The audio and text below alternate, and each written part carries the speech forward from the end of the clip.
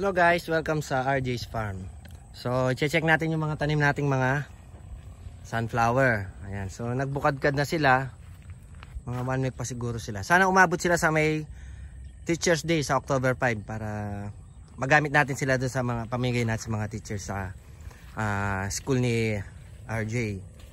So, yung iba rito, medyo naka full bloom na sila. Yung iba naman kagaya nito, yan. Hindi pa siya nagpo-full bloom kasi yung petals niya nakatiklop. Hindi kagaya nito, yan, ito naka full bloom na yung mga to. So ito hindi naaabot. And then ito pati mga to. Medyo dapat tatagal ng buhay nito kaso laging umuulan. So yun ang pinaka ayaw ng sunflower. So once na nakabukadkad siya, uulan. Ayan, ito yung side effect. Ayan. Malalanta agad siya. Ayan, ganyan. And then siguro aabot pa naman siguro ito mga 50 pieces siguro yan.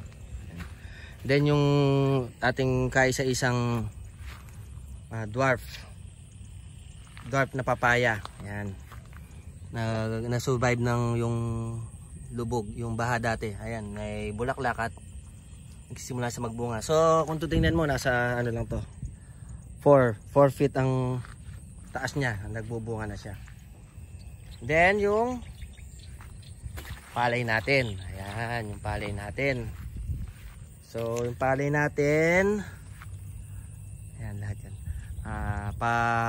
pwede na siyang anihin. Siguro next week yan, anihin na to. Mabilis siyang nahinog or tumanda dahil sa init ng panahon. Ayan. Kaso init ng panahon, pero pagdating ng hapon umuulan pa rin dito. Ayan. Then i-check pala natin yung mga na-prune nating mulberry nung nagsimula tayo mag-prune ng mga mulberry September 15. So almost ano na sila, 2 weeks. So check natin yung mga na-prune natin mga mulberry. Kung nasa schedule yung mga mulberry natin, siguro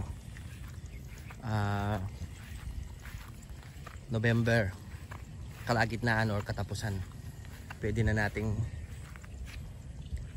nating i-open uli sa public yung mulberry pick and pay. Tara, check natin sila.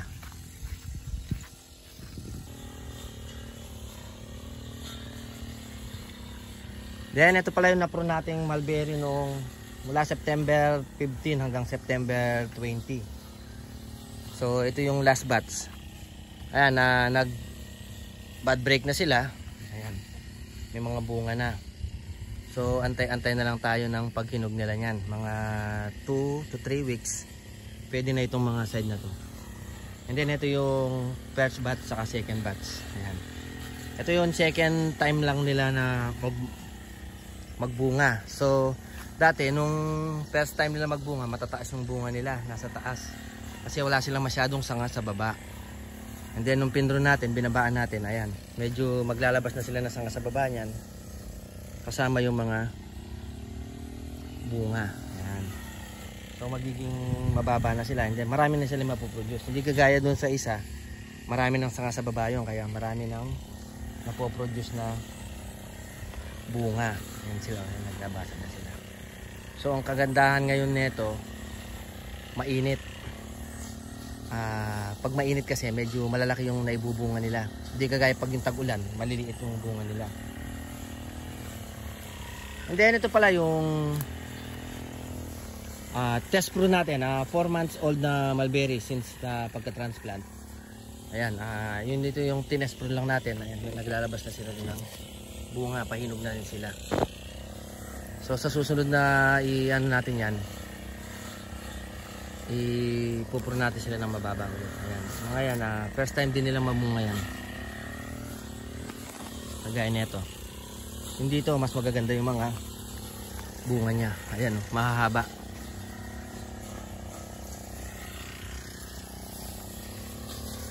Tsaka inaano na pala ni Tatang, ayan, nililinis na ng Tatang ng konti para magandang apakan. Ayan. Mapapansin nyo dahil sagana sila sa araw, yung mga bunga nila rito mapupula. Ayan si tatang nag-ano siya, nag-grass cutter. Nililinis nila ng konti.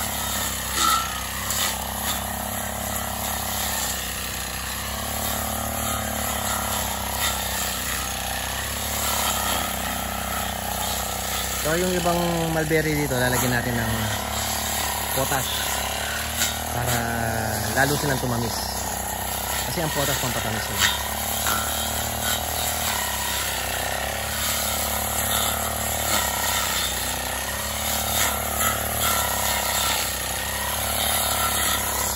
Ito mga to tinalian lang natin kasi tatamaan sila nung grass cutter. Kaya tinalian natin. Pero mapuputol din naman agad ang tali niya, bubuka rin ang mga sang kanila. Ito yung mga grass cutter nito. Yan, kung mapapansin nyo, ang daming bunga niya. Tinalian lang natin sila. Kagaya nito. Sagana siya sa araw. Ayun, oh, gaganda ng kulay ng mga berries niya. Red na red. Ayun, ayun. Saka malalaki, ayun. Malalaki yung mga berries niya. And then, ito pa ang isang palay natin. Siguro October, patapusan ng October naman to. So pagkatapos nito balak namin ulit mag-expand ng siguro mga 2 line pa or 30 pa na mulberry, 30 trees na mulberry pa rito kasi marami pa tayong space para mas maraming mulberry, mas marami tayong makukuhang maha-harvest na prutas, tsaka maraming hindi agad mauubusan ng hindi agad mauubusan ng bunga pag ginopen natin. So marami yung makakapag-pick and pay dito ngayon. Ayan pa sila.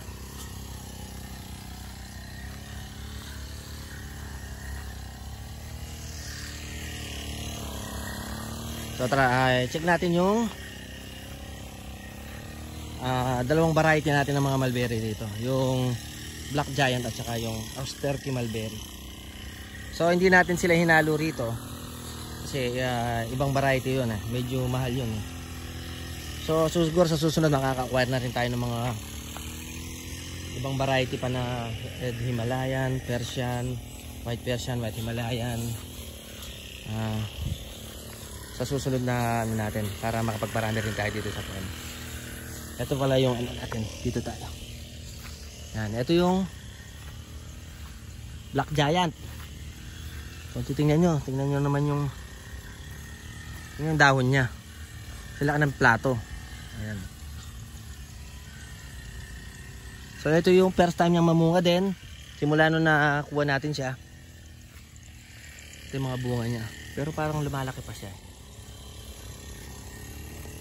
Sabi daw nila sila ka ng kamyesto siguro dahil first time pa lang niya, hindi pa siya matured, malilit pa rin ang bunga niya.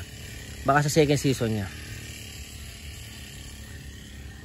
Then ito yung Austerky, malalaki talaga to. Ang Austerky, malalaki yung niya.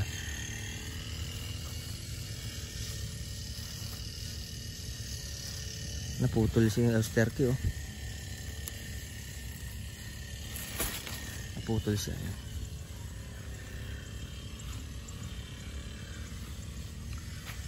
Then ito pala yun, ito. So, bunga ng Austerky. Ito.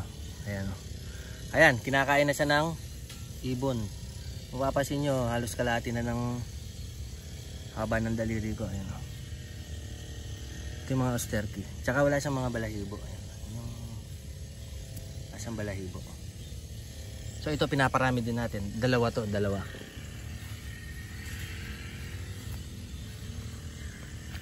Ito pa. Ayan, mataas na siya. So ito, tinry natin tanggalan ng dahon na naglalabas siya. So paparamihin din natin sila. Ito, tingnan nyo. Green pa lang siya. Distorted yung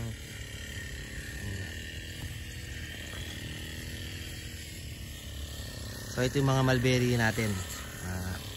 Then check pala natin yung mga pero yung mga ubas natin ngayon as usual na damage din ng pag-uulan. So talagang itatry na lang nating magpabunga ng summer. Pero kahit na may nag-survive pa rin na na mga bunga.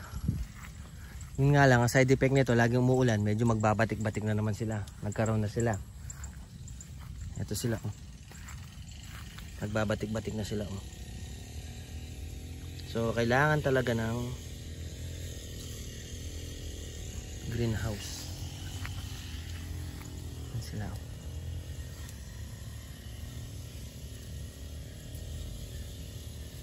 Ang hahaba din pa naman ng ano nila. Ayan siya, oh. Makikita naman natin. So siguro pag nag-open tayo ng November, as usual, pictorial muna ulit. Picture muna kasi talagang hindi talaga maayos ang mga ubas pag nauulanan. So sa summer tayo magpo-focus dito sa mga ubas. Ayan, mulang kagabi lakas, kaya medyo basa sila. So siguro sa summer, doon tayo magpo-focus sa mga ubas natin. Papadamihin natin sila.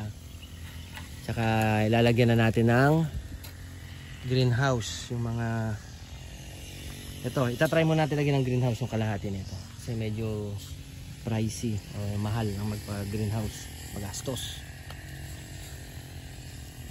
So ito, magko-concentrate muna tayo sa paparami na lang ng mga ano natin. Tsaka na natin pagandahin. Pag tatanim na, tanim muna tayo ng tanim. Tsaka na lang pagandahin pag may ano na. Greenhouse.